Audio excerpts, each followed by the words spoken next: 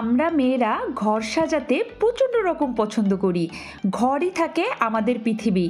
ঘর কিভাবে সুন্দর করে তোলা যায় সেই চেষ্টায় সব সময় আমরা বিভোর হয়ে থাকি। আজকে আমি আপনাদের সামনে সুপারি পাতার উপরে কিছু পেইন্টিং করে দেখাবো এবং সেই পেইন্টিংগুলা আমি দেওয়ালে কিভাবে সেট করলাম ইচ অ্যান্ড এভরিথিং শেয়ার করার চেষ্টা করব ইনশাআল্লাহ। তাহলে দেখতে থাকুন।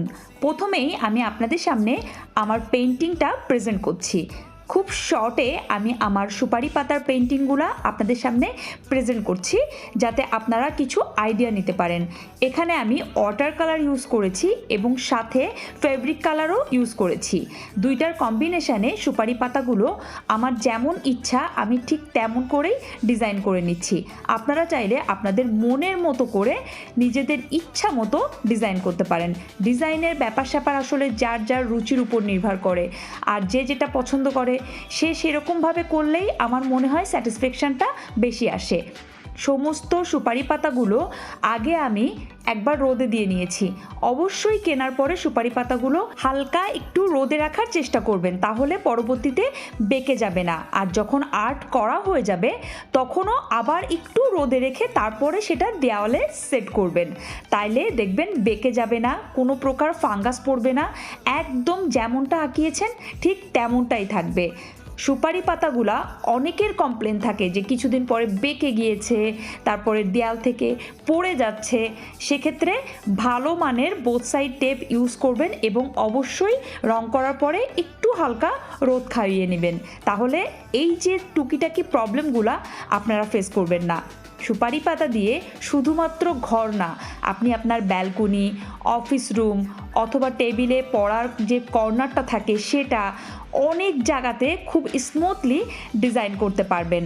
আর এটা দেখতে অনেক বেশি গর্জিয়াস লাগে। আমি যেহেতু ভাড়া বাসায় থাকি তাই এগুলা সবসময় ট্রাই করি বোথ সাইড টেপ দিয়ে জয়েন করার জন্য, কারণ ওয়ালে পেরেক দিয়ে তারপরে এটা যদি আমি জয়েন করতে যাই সেক্ষেত্রে বাড়িওয়ালারও কিছু রেস্ট্রিকশান থাকে, আর সুপারি পাতাগুলাও বোথ সাইড টেপে খুব ভালোভাবে দেওয়ালে ফিনিশিং আসে। আমি কিছু কিছু সুপারি পাতাতে দেখতেই পাচ্ছেন পাতা দিয়েও কিন্তু ডিজাইন করেছি, গাছের পাতার পেছনে রং লাগিয়ে সেটা সাপ দিয়েও ডিজাইন করেছি। মানে আমার ইচ্ছা মতো আমি আসলে ডিজাইন করেছি।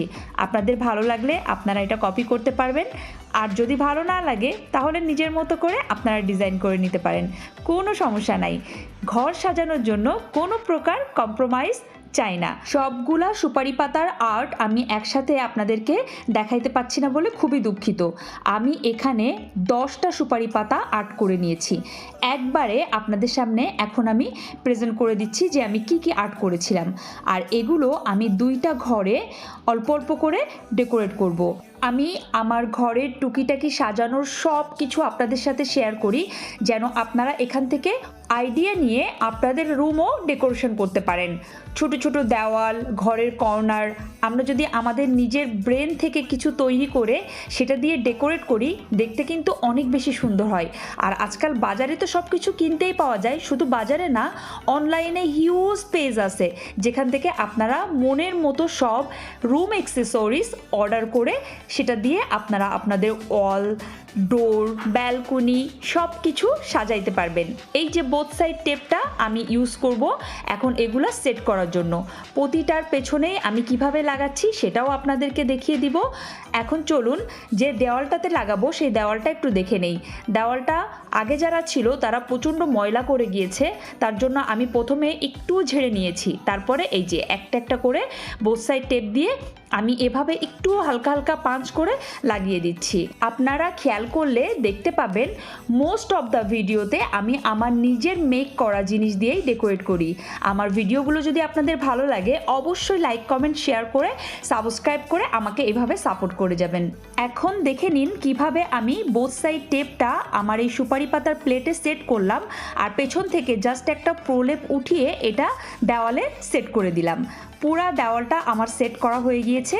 এখানে আমি 8টা সুপারি পাতার প্লেট ইউজ করেছি জাস্ট একটা সাইড সেট করার জন্য। আমার নেক্সট ভিডিওতে আমি পুরা দেওয়ালটার একটা সিনারিও আপনাদের সাথে শেয়ার করব। আজকের মতো আল্লাহ হাফেজ।